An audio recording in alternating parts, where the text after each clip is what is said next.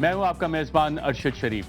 پاکستان میں ایک اندرونی کھچڑی بنی ہوئی ہے جس میں کہا جا رہا ہے کہ عدلیہ اور ایگزیکٹو کے درمیان محاذ آ رہی ہے۔ اس کے ساتھ ساتھ پاکستان کے بین الاقوامی کچھ مسائل بھی ہیں، جس حوالے سے صدر مملکت آصف علی زرداری اور وزیر اعظم راجہ پرویز اشرف نے آج ایک میٹنگ کی، جس میں تینوں مسلح افواج کے سربراہان بھی موجود تھے، فارن منسٹر بھی تھی، اور اس میں افغانستان کے ساتھ تعلقات، نیٹو سپلائی کی بحالی کے بعد سے جو مسائل کچھ پیدا ہو رہے ہیں۔ آج بھی افغانستان میں 22 نیٹو کے ٹینکرز طالبان نے ان پہ حملہ کیا، انہیں تباہ کر دیا، اس حوالے سے بات چیت ہوئی۔ اس کے ساتھ ساتھ افغانستان کی طرف سے پاکستان پہ دہشت گردوں کے بڑھتے ہوئے حملے، اور وزیر اعظم جو کابل جا رہے ہیں وہاں پہ کیا ایشوز ٹیک اپ کریں گے۔ جو ہماری اطلاعات آ رہی ہیں وہاں مطالبہ کریں گے وزیر اعظم راجہ پرویز اشرف صاحب کے پاکستان کے بارڈر کے ساتھ افغان نیشنل آرمی کو پوسٹ کیا جائے، انٹرنیشنل سیکیورٹی اسسٹنٹ فورسز کو پوسٹ کیا جائے، اور کنڑ میں خاص طور پہ جو دہشت گرد ہیں ملا فضل اللہ کا گروپ ہے ان کے خلاف کارروائی کی جائے۔ یہ ساری ڈیمانڈ وزیر اعظم کل وہاں پہ پیش کریں گے۔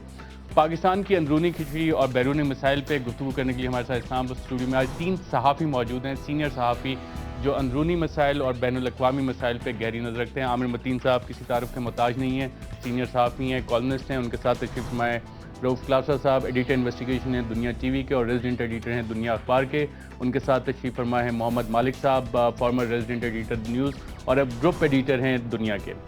ویلکم ٹو دا شو۔ عامر متین صاحب، اندرونی کوئی کھچڑی بنی ہوئی ہے، روز ہم سنتے ہیں کہ جی اتنے مسائل ہیں، واقعی اتنی کھچڑی بنی ہوئی ہے، اور یہ جو بین الاقوامی ایشوز جس پہ آج صدر مملکت نے بھی ایک میٹنگ کی ہے وہ زیادہ امپورٹنٹ ہیں، یا انٹرنل کرائسس ہم نے ڈیلیبریٹلی کریٹ کیا ہوا ہے، ایگزسٹ بھی کر رہا ہے یا نہیں؟ نہیں، اندرونی حالات تو ہمارے بہت زیادہ خراب ہیں، یہ ساری سوشل لڑائی چل رہی ہے، اور یہ بڑی افسوسناک بات یہ ہے کہ پاکستان اس وقت ہمیں جو خطے میں مسائل ہیں کہ اس وقت افغانستان میں 2014 اور 2013 کے درمیان اس ٹرانزیشن کی طرف جا رہا ہے جہاں افغانستان کا فیصلہ ہونا ہے۔ اس موقع پہ ہمیں ایک پائیدار لیڈرشپ اور ایک کنسنسس چاہیے تھا تاکہ وہاں جا کے ہم اپنا ایجنڈے کے اوپر جو بھی پاکستان کے مفاد ہیں اس کے مطابق ہم بات چیت کر سکیں۔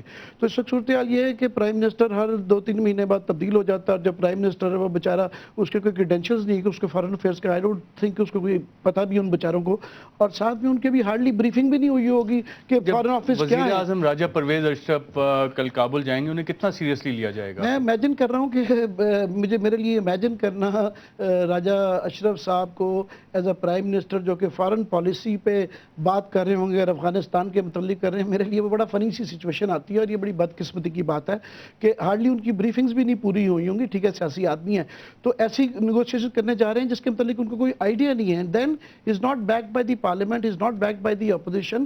جب بھی پاکستان کے اس طرح کے موقع پہ آئے ہیں، کیسے بیکڈ اپ نہیں ہے؟ وہ تو ووٹ لے کے آئے ہیں نا۔ ووٹ تو یس وہ تو ہے، مگر ارشد جب اس طرح کے بڑے موقع آتے ہیں جیسے کہ شملہ میں بھٹو صاحب کو پوری پارلیمنٹ کا کنسنسس کر کے انہوں نے ریزولوشن پاس کر کے بھیجا تھا کہ جی آپ کے پاس ہمارا مینڈیٹ ہے، اس پرائم منسٹر کے پاس وہ مینڈیٹ نہیں ہے، ابھی وہ ہارڈلی گئے بھی نہیں ہے، تو یہاں سے سٹیٹمنٹس آنی شروع ہوئی ہیں، جب واپس آئیں گے تو اتنی تنقید ہو رہی ہوگی کہ ان کی آلریڈی نیٹو کی پالیسی، ساری پالیسیوں پہ سڑکوں پہ لوگ نکلے ہوئے ہیں۔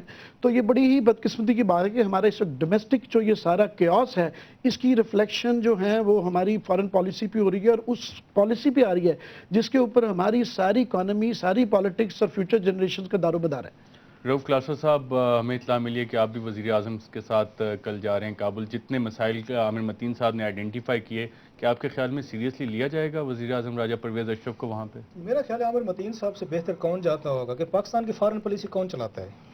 کیا آپ کے سیاستدان چلاتے؟ بھٹو میرا خیال ایرا واحد تھا کہ جس میں فارن پالیسی جو تھی ایک وزیر اعظم چلا رہا تھا، اچھی بری جیسی بھی تھی، صدر مملکت اور وزیر اعظم نے آج ریجنل سیکیورٹی سچویشن پہ چیئر کی ہے میٹنگ۔ صاحب یہ فیس سیونگ کے لیے یہ وہاں گیلانی صاحب کو بٹھا دیں، بے شک زرداری صاحب کو بٹھا دیں، اور دنیا کے قابل ترین آپ اپنے لوگ فارن آفس میں بٹھا دیں۔ آپ کے فارن آفس کا کوئی میرا خیال ہے 0 برابر بھی رول نہیں ہوتا فارن یا سیکورٹی پالیسی بنانے میں۔ ان کا کام اتنا ہوتا ہے، ایک بریف آ جاتا ہے ان کو کہ یہ آج کے ٹاکنگ پوائنٹس ہیں، فلاں فلاں لوگوں سے آپ نے گفتگو کرنی ہے، آپ نے کس پوائنٹ پہ کرنی ہے۔ اگر یہ فارن پالیسی آپ کے سیاستدانوں کے ہاتھ میں ہوتی، اگر اتنے ان کے ہاتھ بندھے ہوئے ہیں تو گھر کیوں نہیں چلے جاتے؟ چھوڑ دیں پھر یہ۔ نہیں اور کیا کرتے؟ پھانسی ایک لگا ہے، اس کے بعد گھر چلے جائیں، کہہ دیں کہ جی ہم سے نہیں ہوتا۔ چلے جائیں گے، اس کے بعد بھی حالات ٹھیک ہو جائیں گے، کیونکہ 10 سال آپ نے جنرل ضیاء صاحب کو بھی دیکھ لیا، جنرل مشرف صاحب بھی بیٹھے، اور بہت اچھی foreign policy general Ayub Khan صاحب کے دور میں بھی چلتی رہی، جس کے بعد ملک 2 حصے ہو گیا تھا۔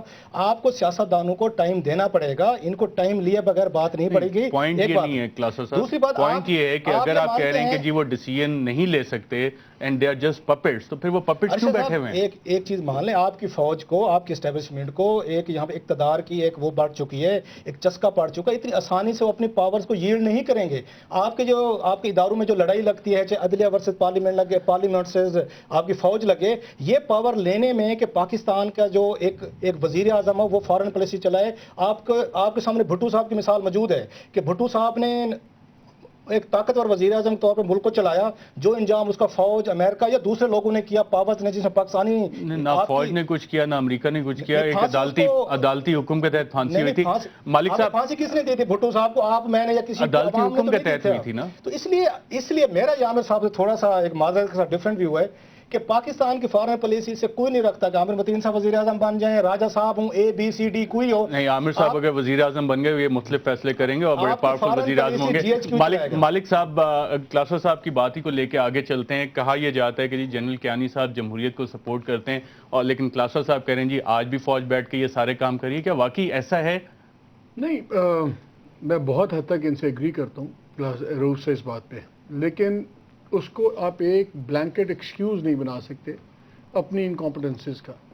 دیکھیں, یہی پارلیمنٹ ہوتی ہے. جب آپ کو چاہیے ہوتا ہے کنٹیمپٹ آف لا کہ بل کو آپ نے چینج کرنا ہے تو آپ 18 منٹ کے اندر آپ وہ بل پاس کر لیتے ہیں. جب پاور پالیٹکس ہوتی ہے تو 18ویں امینڈمنٹ بھی پاس ہو جاتی ہے, 20ویں بھی پاس ہو جاتی ہے. ایسی بات نہیں ہے کہ پارلیمنٹ کی پرائرٹیز یا پارلیمنٹ کر نہیں سکتی کیا کرنا چاہتے ہیں اس کو. جب آپ کسی چیز کی پولیٹیکل اونرشپ نہیں لیں گے, جس کو سیاسی ملکیت کہیں گے, تو ظاہر ہے کوئی چیز ویکیوم میں کبھی نہیں رہتی. فوج نے اس ملک میں directly indirectly 2/3 of the time فوج ہی رہی ہے. آپ کو ہر چیز 1-1 انچ 2-2 انچ کر کے ان سے لینا ہے, اور آپ لے بھی رہے ہیں. اب آپ یہ دیکھیں کہ سیاسی طور پہ جو گورنمنٹ ہے آج, جو میڈیا ہے جتنا اگریسو ہے, جتنا پرو ڈیموکریسی میڈیا ہے, جتنی انڈیپینڈنٹ جوڈیشری ہے, اس سے بہتر وقت نہیں ہے پولیٹیشین سے لیے اپنی زمین واپس کھینچنا فوج کے ہاتھوں سے. مسئلہ صرف یہ ہے کہ یہ ان معاملات میں گھسنا چاہتے نہیں ہیں جہاں پہ ڈائریکٹ ان کے پرسنل یا پاور انٹرسٹ نہیں ہے. فارن پالیسی آپ کو الیکشن نہیں جتاتی. فارن پالیسی آپ کے لیے اپنی کانسٹیٹوئنسی میں ووٹ ٹرانسلیٹ نہیں کرتی. فارن پالیسی آپ کی جو پاور سٹرکچر ہے, اپنا ڈومیسٹک پاور سٹرکچر, اس کو افیکٹ نہیں کرتی. اس لیے ہم نے اس کو سائڈ پہ کر دیا. مالک صاحب, اگر ایک افیکٹو لیڈر ہو جس کو پتہ ہے کہ فارن پالیسی اگر آپ چلائیں گے تو اس کا ڈومیسٹک بینیفٹس بھی آئیں گے, آپ کی کانسٹیٹوئنسیز تک اس کے بینیفٹ جائیں گے, پاکستان سے سینٹرل ایشیا تک اگر افغانستان کے ساتھ ریجنل ممالک کے ساتھ کوآپریشن کریں گے, یورپین یونین کی مثال سامنے, وہ ویژنری لیڈرشپ اگر ہوگی تو یہ تو کانسٹیٹوئنسیز تک جائیں گے. You are not talking about a leader, you talking about a statesman. ہمارے یہاں اسٹیٹسمین نہیں ہے, لیڈرز آف دا مومنٹ ہیں. کسی نہ کسی نے ہر وقت لیڈر آف دی اپوزیشن ہونا ہے, کسی نہ کسی نے ہر وقت پرائم منسٹر بھی بننا ہے. تو اس لیے آپ دیکھ رہے ہیں نا, میں تو ہمیشہ کہتا ہوں کہ آپ بھٹو صاحب سے چلے ہیں, آپ راجہ صاحب پہ آگے رکے ہیں, آگے کون ہے, قائد اعظم سے چلے ہیں, میاں صاحب ہیں. تو ہر طرف آپ دیکھیے کہ ایک کس طرح بات ہو رہی ہے. بات یہ ہے لیڈرز آف دا مومنٹ سے اب وہ ایکسپیکٹ نہ کریں کہ وہ ویژنری اسٹیپ لیں گے یا وہ کہیں گے. وہ وقتی تقاضوں کے تحت شارٹ ٹرم آبجیکٹیوز میں آپ پھنسے ہوئے ہیں. اب جو پرائم منسٹر جب باہر جاتے ہیں, دیکھیں آپ کو فوراً دوسرے ملکوں میں اتنا ہی سیریسلی لیا جاتا ہے جو آپ کی بیک ہوم آپ کی پیچھے طاقت ہوتی ہے. آپ کے پرائم منسٹر کا نہیں پتا کہ 25 تاریخ کو کیا ہوگا یا اس کے اگلے آنے ایک آدھے ہفتے میں کیا ہوگا. آپ مجھے خود بتائیں, اگر آپ افغان پریزیڈنٹ ہوں, اگر آپ امریکن صدر ہوں, اگر کوئی بھی صدر ہوں, آپ کس طرح اپنا پولیٹیکل کیپٹل ایک ایسی لیڈرشپ پہ ڈالیں گے جس کا آپ کو پتہ نہیں کہ ہفتے 2 ہفتے بعد ہے کہ نہیں ہے, 2 مہینے بعد ہے کہ نہیں ہے. بہت فرق پڑتا ہے.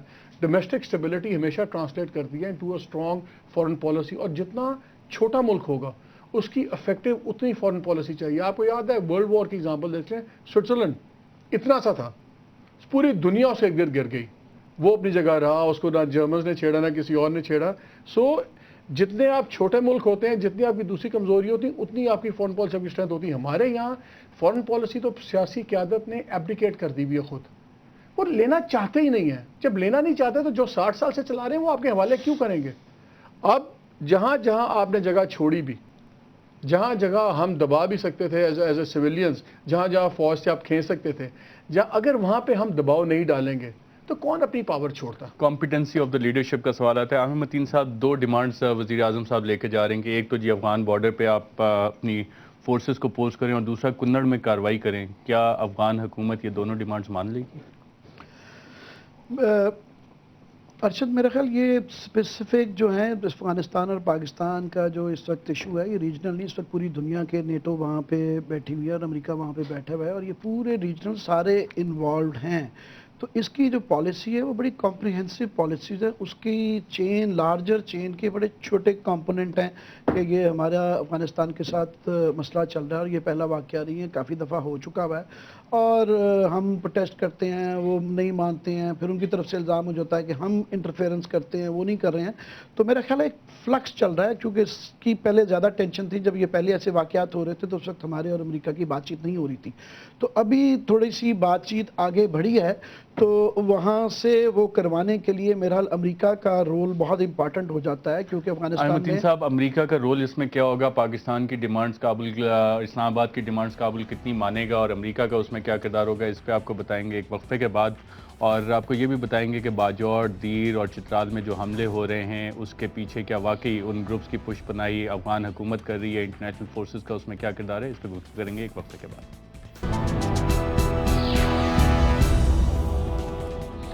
ویلکم بیک ناظرین. وزیر اعظم راجہ پرویز اشرف صاحب کابل ایک ڈیمانڈ لسٹ لے کے جا رہے ہیں, ہم اسی پہ بات کر رہے ہیں. اور بریک پہ جانے سے پہلے متین صاحب کہہ رہے تھے کہ کابل اور اسلام آباد کی جائے امریکہ کا اس میں کردار ہوگا. متین صاحب, اگلے ہفتے D G I S I بھی امریکہ جا رہے ہیں کچھ ایم او یو سائن کروانے, اور ساتھ وہ ایک ڈیمانڈ لسٹ اپنی بھی لے کے جا رہے ہیں جس میں سر فہرست ہے کہ ڈرون اٹیکس بھی روکے جائیں. اب یہ 3 ڈیمانڈ لسٹ آ گئیں, ایک ہم کابل کو دے رہے ہیں, ایک واشنگٹن کو دے رہے ہیں, جس میں آپ کے پوائنٹ آف ویو کے مطابق امریکہ کا کلیدی کردار ہوگا. ہم کتنی چیزیں ان سے ملوا لیں گے؟ یہ والی دونوں چیزیں پاسبل آپ کو لگ رہی ہیں ایٹ اے ٹائم جب امریکی فورسز, نیٹو فورسز اپنے وڈرال پلانز اناؤنس کر چکی ہیں افغانستان سے؟ ارشد, میرا خیال ہے کہ یہ ابھی میں نے جس طرح آگے عرض کیا کہ یہ پروسیس دوبارہ بات چیت کا شروع ہوا ہے, کافی ساری چیزیں ایجنڈا پہ ہیں. یہ ایک تو شارٹ ٹرم کی نوعیت کی چیزیں ہیں, جس طرح کہ یہ ہمارے اوپر اٹیک ہو رہے ہیں یہ ان کے ہیں, پھر ان کی طرف سے یہ ڈیمانڈ ہوتی ہے کہ یہ حقانی نیٹ ورک کے اوپر پاکستان وہ والا کرے. تو ابھی دوبارہ بات چیت ہوگی تو اس کو زیادہ پیرائے ہوگا کہ لارجر جو کانٹیکسٹ ہے جس میں کہ وڈرال آف امریکن فورسز یہاں سے ہونا ہے, اس کے پیچھے کیا سسٹم ہوگا اور اس میں پاکستان کا کیا رول ہوگا, یہ لارجر ایشو ہے. ہم نے یہ سوچا چھوٹے اس بارے میں, component ہیں. ہماری لیڈرشپ ہمارا نے اصل سوچا؟ ایشو یہی ہے کہ ہمارا سمجھ نہیں ابھی تک آ رہا کہ پاکستان کی ان ایشوز کے اوپر کیا پالیسی ہے. اور یہ بڑا امپورٹنٹ اس لیے بھی ہے کہ میں یاد کرانا چاہوں گا کہ لاسٹ ٹائم جنیوا ایکارڈ جب ہوا تھا اس وقت بھی صورتحال یہ تھی کہ ہماری اسٹیبلشمنٹ کا اور یہاں پہ جو الیکٹڈ گورنمنٹ تھی اس کا آپس میں ایک ڈسکارڈ تھا اس کے اوپر, جس کی وجہ سے آج 22 سال ہو گئے ہیں کہ افغانستان میں جنگ جاری ہے اور اس کا سارا امپیکٹ ہمارے اوپر آیا. تو یہ دوبارہ وہ ایک سیکنڈ جنیوا ایکارڈ ہونے جا رہا ہے جس کے اندر اگر ہم نے اپنی ڈومیسٹک پالیسی کلیئرلی نہ بنائی, جو کہ نہ صرف کہ اپوزیشن گورنمنٹ کے اندر کنسنسس ہو, ساتھ میں approved by the public at large also, ورنہ جب یہ لوگ سڑکوں پہ یہ نیٹو کی پالیسی پہ نکلے ہوں, اپوزیشن ان کو الزام دے رہی ہے اور with in the government power centres 5 بن گئے جس طرح آپ آگے کہہ رہے تھے اور روف کہہ رہے تھے, کچھ حد تک بالکل صحیح کہہ رہے ہیں کہ فوج کی اپنی پالیسی ہے. پرائم منسٹر کے کیمپ میں نہیں پتہ چل رہا کہ پرائم منسٹر, پریزیڈنٹ اور فارن آفس جو ہے ان کا انٹرپلے کیسے ہے. تو یہ سارے پاور سینٹرز کے اپنے اپنے نقطہ نظر ہیں اور ہمیں پتہ ہی نہیں ہے کہ ہماری پالیسی کیا ہے. مجھے کم از کم نہیں سمجھ آتا ہے. مالک صاحب, آپ کے علم میں ہے کہ ہماری لیڈرشپ کو اس چیز کا ادراک ہے کہ وڈرال کی سٹیج پہ ہم نے کیا پالیسی اپنانی ہے جس سے پاکستان کو کچھ فوائد حاصل ہوں؟ دیکھیں, پہلے تو جہاں پہ ہمیں ہونا چاہیے تھا امریکہ میں جب لاسٹ ٹاکس تھیں جہاں پہ ہم نہیں گئے, پھر آخری موقع پہ بلائے گئے, پھر بلا کے سنپ کیا گیا, وہ ہم سب کے سامنے ہے. دیکھیں, پہلی بات آپ نے پہلے کہا ڈیمانڈ لسٹ, اور یہ مانگنے والا ہاتھ اور دینے والے ہاتھ میں بڑا فرق ہوتا ہے. اور مانگتے نہیں آپ جا کے کوئی منت سماجت کرتے ہیں. ہمارے 2-3 مسائل ہیں.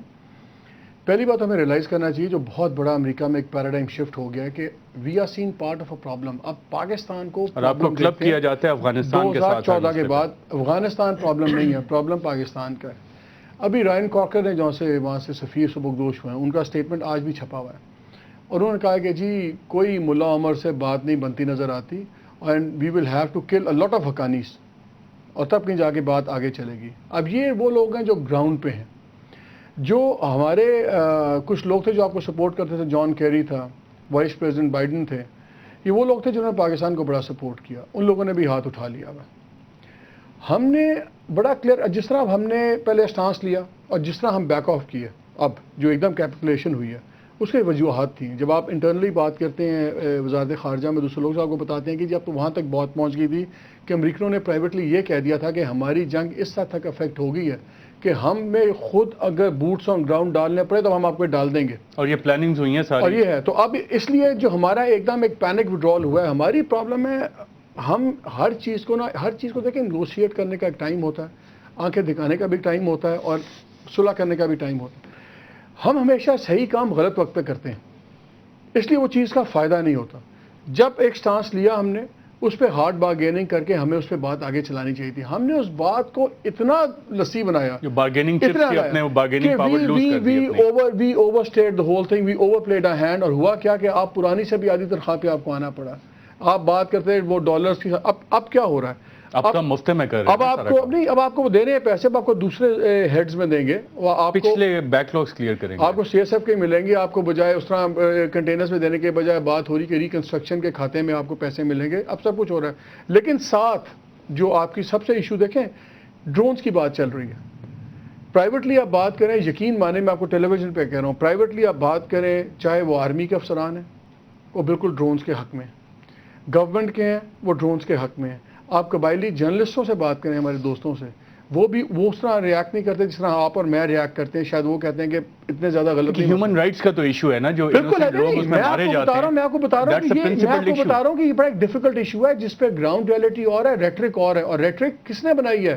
یہ گورنمنٹ نے خود بنائی, یہ فوج نے خود بنائی, یہ دفاعی کونسل جو بنی, پاکستان دفاعی کونسل, یہ جو بنائی گئی, پہلے اتنا زیادہ ہسٹیریا وپ اپ کر دیا گیا کہ لگتا تھا کہ بس دنیا کا عذاب ہر چیز امریکہ ہی ہے. اب سڈنلی ہم پھر دوست ہیں. یہ جو عامر بات کہہ رہے تھے, مسئلہ کیا ہے؟ ہماری آج تک نیشنل سیکیورٹی پالیسی نہیں بنی. National security policy military policy نہیں ہے. ملک کی جو نیشنل سیکیورٹی پالیسی ہوتی ہے, شاید اسی کے اندر سے اکنامک پالیسی نکلتی ہے, اسی کے اندر سے فارن پالیسی نکلتی ہے, اسی کے اندر سے آپ کو ڈومیسٹک پالیسیز نکلتی ہیں.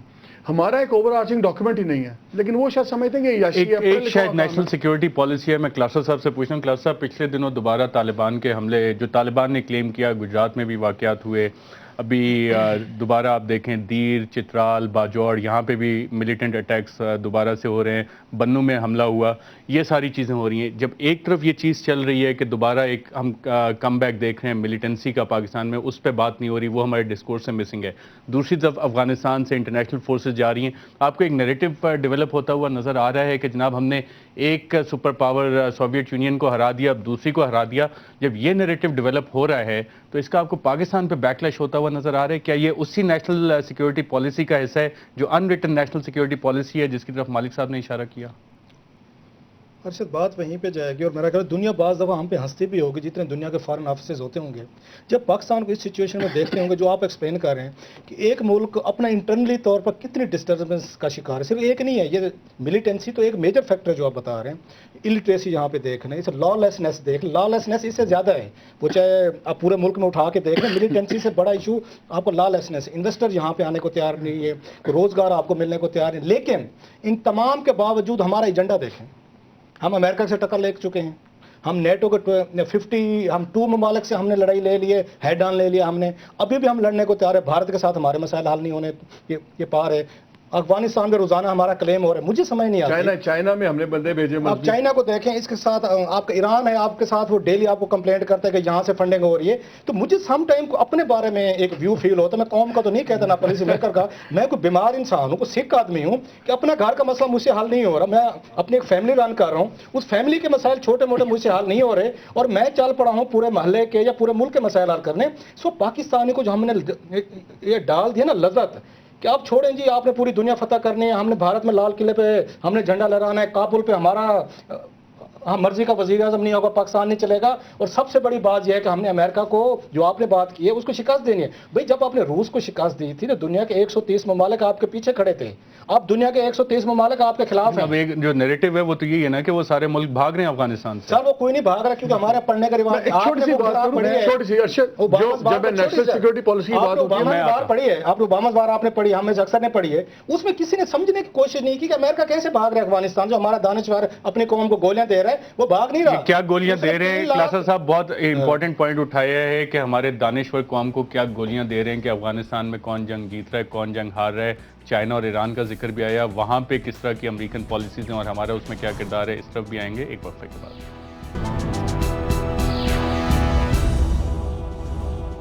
ویلکم بیک ناظرین. پروگرام پہ جانے سے پہلے روف کلاسر صاحب نے کہا کہ ہمارے دانشور عوام کو گولیاں دیتے ہیں. عامر متین صاحب, کیا واقعی آپ بھی ایک دانشور ہیں, عوام کو گولیاں دیتے ہیں افغانستان کے معاملے میں؟ میں تو خیر دانشور اپنے آپ کو نہیں سمجھتا ہوں، مگر آپ جو آگے بات ارشد کر رہے تھے کہ یہ جو ہمارے ہاں یہ نیریٹو ہے، یہ جو اجتماعی فکر کا یہ جو طریقہ ہے کہ جی ہم پہلے روسیوں کو دوڑا دیا اور اب امریکوں کو ہم شکست دے رہے ہیں، خدا کے لیے ہمیں اس کو بچنا ہے۔ یہ نسیم حجازی ورژن آف جو ہسٹری ہے کہ گلوریفائی کر دینا اپنی حیثیت کو بھی اور اپنی تمام چیزوں کو کہ ہم پتہ نہیں کیا چیز ہے، ہمارا ایک اپنی اوقات میں رہنا چاہیے۔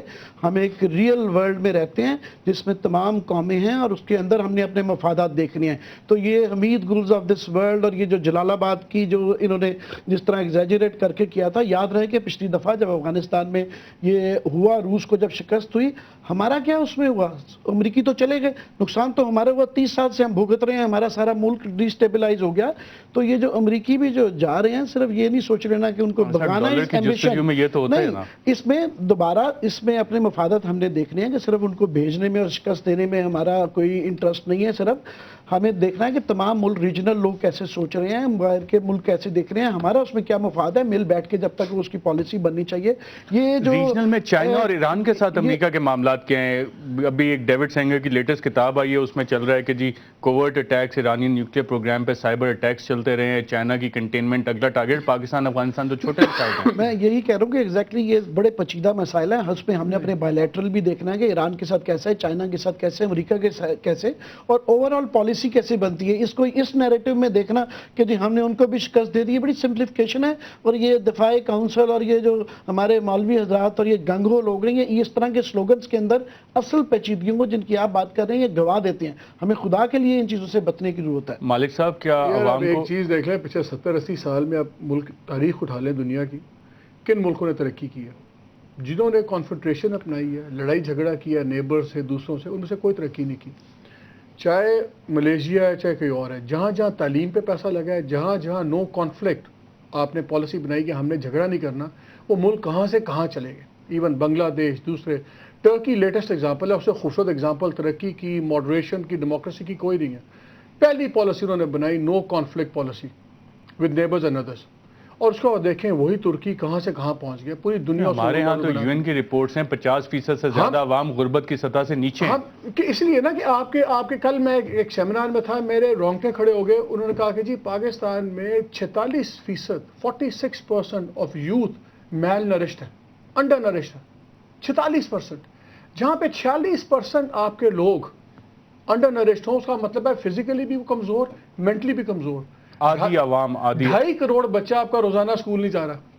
یہ ہے ملک کے حالات، اور ہم لگے ہوئے ہیں کہ جی ہم نے وہاں دلی فتح کرنا ہے، ہم نے یہ کرنا ہے۔ We have to get real, جس میں باتیں ہو رہی تھیں، آپ اگر آپ امن سے جیتے ہیں تو کوئی آپ کمزوری نہیں ہے، کوئی یہ بغیرتی نہیں ہے۔ جو غیرت بریگیڈ کا کانسیپٹ چل گیا ہے نا کہ ہم اس کو جلا دیں گے، ہم اس کو گرا دیں گے، دنیا آپ کو توڑ دے گی۔ اگر آپ دنیا کو یہ کنونس کریں گے ہم 18 کروڑ پاگل لوگ ہیں جن کے پاس نیوکلیئر بامز ہیں، جن کو یہ نہیں پتا کہ ہم نے خود جینا، جن کو اپنا جینے کا شوق نہیں تو دوسروں کو اور مارنے کا شوق ہے، وہ آپ غائب نہیں ہو جائیں گے دنیا سے، لیکن آپ کا ایک ملک کوشش ہوگی کہ 18 کروڑ کو آپ 4 کروڑ کے 4 حصوں میں کر دیں۔ دیکھیں یہ جو ملک ہوتے ہیں نئے بنتے ہیں، بھارت ٹوٹا تھا، پاکستان بنا، پاکستان ٹوٹا، بنگلہ دیش بنا۔ یہ قرآن شریف کا کوئی صحیفہ نہیں ہے کہ یہ کوئی گارنٹی اللہ نے یا کسی نے اٹھائی ہوئی کہ نہیں یہ حدود چینج نہیں ہوگی۔ ڈرے اس دن سے، دنیا کے ساتھ آپ کو چلنا ہے۔ آپ you can not be a power unto yourself. Isolation میں رہیں گے تو مسائل بڑھیں گے۔ رؤف کلاسر صاحب تھوڑا سا اندرونی کھچڑی کی طرف آتے ہیں، اور آپ تینوں ماشاءاللہ بہت سینئر صحافی ہیں، میں صحافتی جوتشی کہوں گا آپ کو۔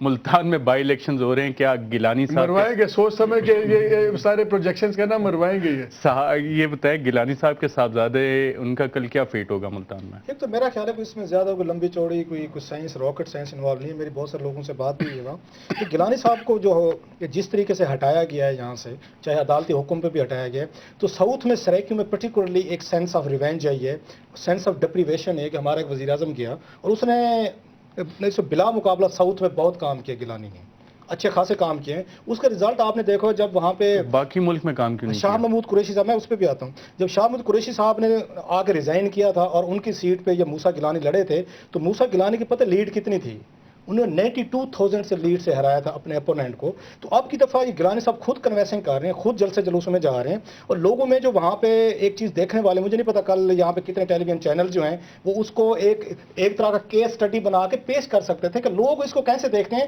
اور میں کئی دفعہ آپ کے پروگراموں میں کہہ چکا ہوں کہ پاکستان کی ایک عجیب ہسٹری رہی ہے کہ جن یہاں لیڈروں کو عدالتوں نے پھانسیاں دی ہیں, ان کو مجرم ٹھہرایا ہے, سزائیں دی ہیں, کرپٹ سمجھے, لوگ ان کو کرپٹ نہیں سمجھتے. یہ پاپولر وزڈم کیا ہے یہ مالک صاحب, یہ پاپولر وزڈم یہ کیسی ہے جس کی طرف روف کلاسر صاحب اشارہ کر رہے ہیں, اور انہوں نے کہا کہ جی گیلانی صاحب کے صاحبزادے کل جیت جائیں گے, یہ آپ کی پریڈکشن ہے؟ اور اچھی خاصی میسو اس نمبر سے دیکھیں یار, کسی بھی پہلے تو آپ یہ بتا دینا جیت کل وہاں پہ کون رہا ہے, کیونکہ ایک طرف الائنس ہے تحریک انصاف اور نون لیگ کی الائنس ہے. میرا خیال ہے عبد القادر جیتیں گے, اور وہ یہی فیکٹرز ہیں. آپ نے وہاں ڈیولپمنٹ بہت کی ہے, پیسہ لگایا ہوا ہے, لیکن دوسرا ہر چیز کے لیے نا اپوزیشن کے لیے یا دوسروں کو جیتنے کے لیے ایک سینٹر آف گریوٹی چاہیے ہوتا ہے کسی ایشو میں.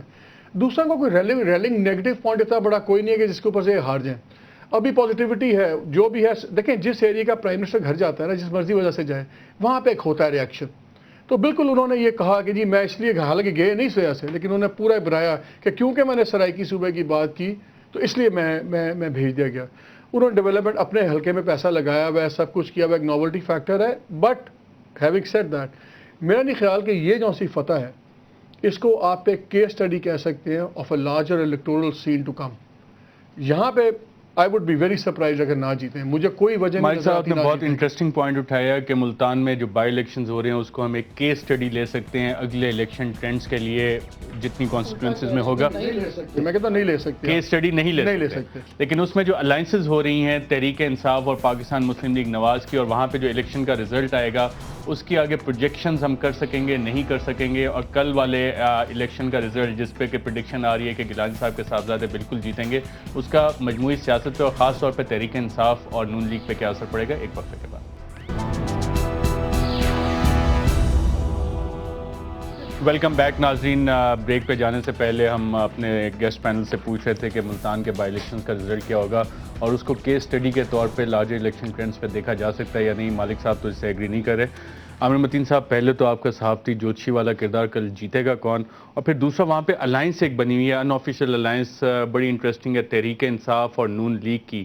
کیا اس پہ ایفیکٹ ہوگا؟ تحریک انصاف جو کہ بائی الیکشنز کو ایوائڈ کرتی آئی ہے لیکن اس دفعہ ایک الائنس میں بیک گراؤنڈ میں رہ کے سپورٹ کر رہی ہے کینڈیڈیٹ کو. اس کی جو پریڈکشن کے متعلق جو کم جانا چاہوں گا, میں یہ ضرور کروں گا کہ اگر پیپلز پارٹی وہاں سے ہارتی ہے, عبد القادر جیلانی صاحب وہاں سے ہارتے ہیں تو یہ بہت بڑا اپسیٹ ہوگا, کیونکہ وہ بہرحال وہاں سے انکمبنسی بھی ہے, ان کے فادر وہاں سے پرائم منسٹر بھی رہے ہوئے, انہوں نے ڈیولپمنٹ بھی کیا ہے, ان کا ہارنا بہت بڑا اپسیٹ ہوگا.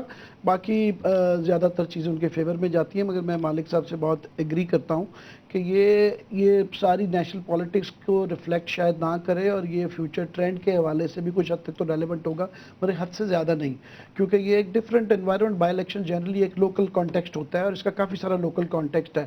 بعد میں کیا ہوگا between now and then meaning election. Noon League کی اور تحریک انصاف کی آپ کو الائنس نظر آ رہی ہے؟ میرا خیال ہے ہمیشہ ہوتا ہے اور آئندہ بھی ہوا کرے گا کہ کافی ساری سیٹوں میں لوگ پارٹیز اپنی دیکھیں گے اس کانسٹیٹوئنسی میں. یہ ہمیشہ سے الیکٹورل الائنسز لوکل ہوتی ہیں, کئی دفعہ ڈکلیئرڈ نہیں ہوتی ہیں مگر خاموشی سے کر لی جاتی ہیں. آپ کے خیال میں تحریک انصاف اور نون لیگ الائنسز کریں گے؟ الائنسز نہیں, مگر اس طرح کی الائنسز ڈکلیئرڈ نہیں ہوتی ہیں, آپس میں بالکل ان کی لڑائی ہے, مگر خفیہ طریقے سے ایک دوسرے سے انڈرسٹینڈنگ کینڈیڈیٹس کی ہو جاتی ہے اور اوپر سے پارٹی لیڈرشپ بھی باقاعدہ ہو جاتی ہے.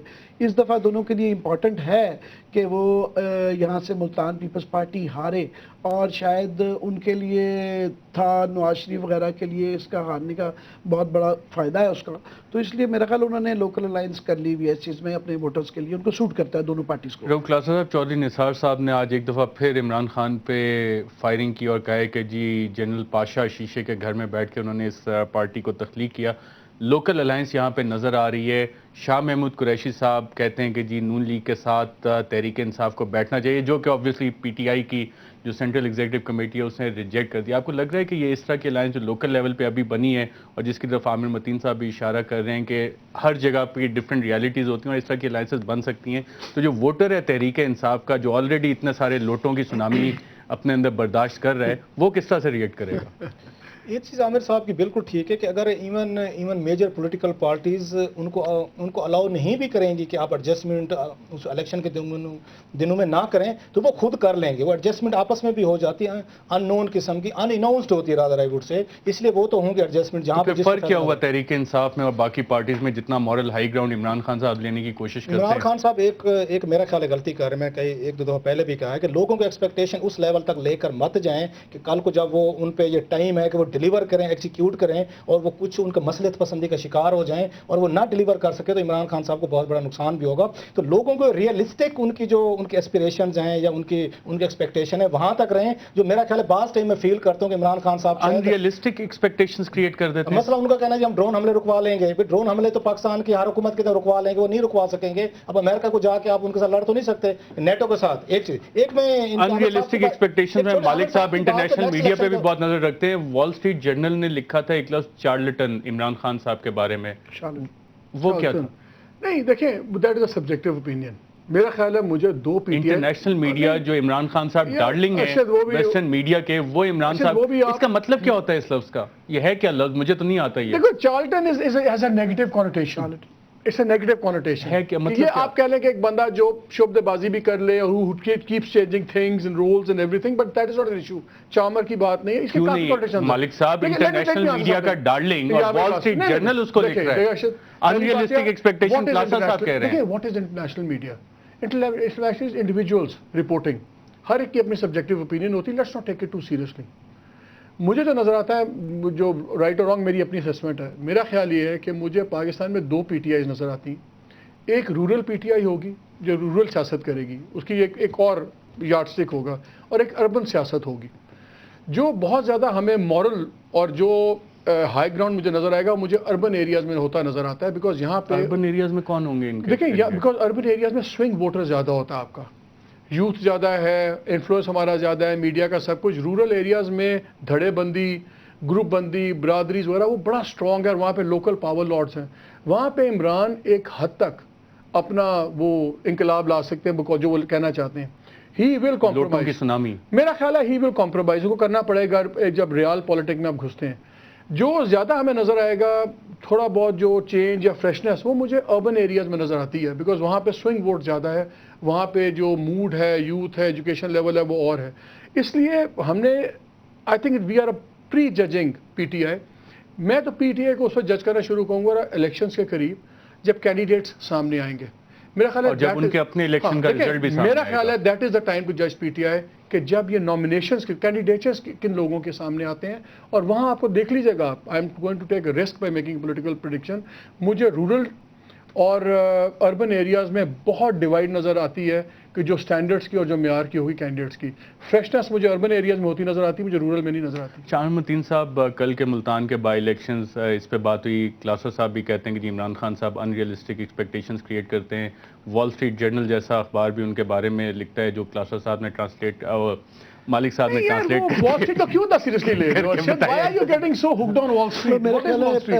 ارشد, عمران خان کا ابھی بھی یہی سلسلہ ہے کہ وہ بنیادی طور پہ ان کا مین پلان کیا ہے کہ لوگوں کی ان دونوں حکومتوں سے, پیپلز پارٹی سے اور نواز شریف سے جو مایوسی چل رہی ہے پچھلے 2-2.5 دہائیوں پہ, وہ اسی پہ ہی ابھی تک بھی چل رہا ہے. ان کی اپنی شیپ ابھی بھی کلیئر نہیں ہوئی, اور جو ہوئی بھی تھی ایکسپیکٹیشنز تھیں تھوڑی سی انہوں نے مسک کی ہے. مگر ہیونگ سیڈ دیٹ, میرا خیال ہے اگلا election is all about the extent of Imran Khan's popularity. یہ ان کی دیکھنی ہے, ان کی ونڈو مجھے بہت بڑی لگتی ہے, بڑی چھوٹی سے لے کے بہت بڑی بھی ہو سکتی ہے. تو اگلی اس میں ہمیں مور اندازہ ہے کہ آپ پاکستان کے مختلف ڈسٹرکٹس میں ٹریول بھی آپ نے کیا ہے, بلوچستان تک گئے جو بہت کم صحافی گئے, آپ رورل ایریاز میں بھی آپ نے ٹریول کیا ہے. جو برادری سسٹم ہے اس کو وہ کیسے اوورکم کریں گے؟ میں مالک سے بالکل ایگری کرتا ہوں کہ اربن ہمارے یہاں بہت زیادہ ڈویژن ہو گئی ہوئی ہے. اربن پالیٹکس اور الیکٹورل پالیٹکس کی نوعیت بہت تبدیل ہو گئی ہوئی ہے, اور رورل کی بہت زیادہ ہے. یہ ویری کرتی ہے پروونس ٹو پروونس, مگر یہ ایک حقیقت ہے. تو عمران خان کی جو رورل کے اندر یہ الائنسز بننی ہیں, اور وہ جب وہ ٹکٹیں دیں گے تو اس وقت یہ فیصلہ ہوگا کہ دیکھیں گے کہ کس طریقے سے دیتے ہیں. آئے وہ برادریز کو فالو کرتے ہیں یا وہاں سوئنگ ووٹس کے لیے جاتے ہیں یا پاپولر پالیٹکس کرتے ہیں. تو یہی چیز ڈٹرمن کرے گی ان کی یہ ایکسٹینٹ, جو کہہ رہا ہوں نا کہ کتنی ان کی की विंडो मैं बहुत बड़ी देखता हूँ, या वो पीपल्स पार्टी और फॉर एग्जांपल नंबर्स की बात नहीं की जा सकती, मगर पीपल्स पार्टी और नवाज शरीफ वगैरह की अब विंडो छोटी है। विंडो से मुराद ये मेरी है कि आप रफली कह सकते हैं 30 से लेके 100 के सीटों के दरमियान रऊफ क्लासा साहब आप मुस्कुरा रहे हैं, मुझे नहीं लग रहा कि वो एग्री कर रहे हैं इसमें। मैं एक और बात कहना चाह रहा हूँ को जो आमिर साहब कह रहे हैं ना कि उसमें डिवीजन है, ये मालिक साहब भी कह रहे हैं, ये कोई इतनी गैर मामूली बात नहीं। सब बंगाल के आप देखें, वहाँ पे जो भारतीय रियासत बंगाल जो है, वहाँ पे कम्युनिस्ट पार्टी ऑफ इंडिया जो थी, उन्होंने आके पहले दोनों को डेवलप करने की कोशिश की, उनका रूलर भी अर्बन भी, उन पे एक तरह का अजीब सा एहसास हुआ कम्युनिस्ट पार्टी ऑफ इंडिया को, ज्योति बासु जिसके चीफ मिनिस्टर हैं, उन्होंने जितना पैसा हम शहरों पे लगा लें ये वोट हमें फिर भी कांग्रेस को देंगे। उन्होंने तमाम रुख देहातों की तरफ कर लिया और 26 साल को हाउस पार्टी ने रूल किया है बंगाल पे ऑन द बेसिस ऑफ उनका रूरल वोट बैंक। क्यों? उन्होंने काम किए, उन्होंने किसानों के लिए काम किया, गरीबों के लिए काम किया, उन्होंने खुल के वोट दिए। आपका जो शहर का वोट है इसके लिए कुछ भी कर लें सम टाइम, ये आपका वोट नहीं है। जैसे ये बात कह रहे थे, हो सकता है शऊर ज़्यादा है इन लोगों में, या ये समझते हैं इनका पॉलिटिकल एजेंडाज होते हैं, इनकी अपनी आइडियोलॉजीज होती है, लेकिन जो रूरल वोट है आपका वो थोड़ा सा लॉयल वोट भी होता है, जिसका फायदा पीपल्स पार्टी ने हमेशा उठाया है। अभी देखेंगे जो बात आमिर साहब कह रहे थे कि नेक्स्ट इलेक्शन को आप बेस नहीं बना सकते, ये किलानी का जो इलेक्शन हो रहा है, मेरा ख्याल है ये ट्रेंड सेटिंग एक होगा। और पर्टिकुलरली पीपल्स पार्टी या वज़ीर आज़म साबिक जो गिलानी साहब हैं, वहाँ पर उन्होंने नारा लगाया है पहली दफ़ा जाकर कि मुझे इसलिए हटाया गया है क्योंकि मैं पंजाब में सराय की सूबा बनाना चाह रहा था, और ये पॉपुलर स्लोगन है। इस बात पे जहन में रखिएगा, साउथ में किसी को इस पे कोई डिबेट नहीं है कि सूबा नहीं होना चाहिए, नाम पे इशू था तो उन्होंने मुल्तान सूबा कर लेते हैं। इसलिए गिलानी साहब का बड़ा क्रूशल रोल होगा जो नेक्स्ट इलेक्शन होंगे as far as south is concern. और मेरा ख्याल है मार्जिन मालिक साहब नई इलेक्टोरल लिस्ट भी बन रही हैं, उसका कोई फर्क पड़ेगा इलेक्शंस पे, आने वाले इलेक्शंस पे, और या उसमें भी हम जो इंटरनल महाज आ रही है वो देखेंगे, एलिगेशंस काउंटर एलिगेशन? देखें, अगर सही लिस्ट बनती है, जो आप सही लिस्ट क्या होगी, मतलब कि जेन्युइन वोटर्स की, और अगर उसमें जितना बड़ा आपका यूथ का एलिमेंट आएगा ये बहुत बड़ा फ़र्क पड़ेगा।